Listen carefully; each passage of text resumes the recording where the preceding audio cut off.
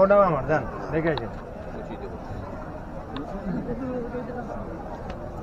দাম ওইভাবে না বলে আপনি যেটা টার্গেট হেরে বলে দেন সমস্যা নেই।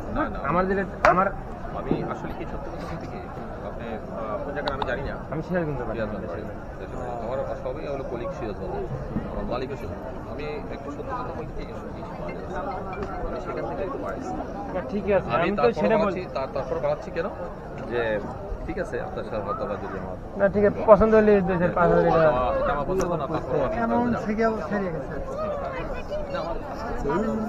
1,20,000 টাকা বলছে এটা। আপনি তো বলতেছেন গরু দিতে পারবো, আমি চালান দিতে পারবো, এটাই আমার না ঠিক আছে অনুরোধ।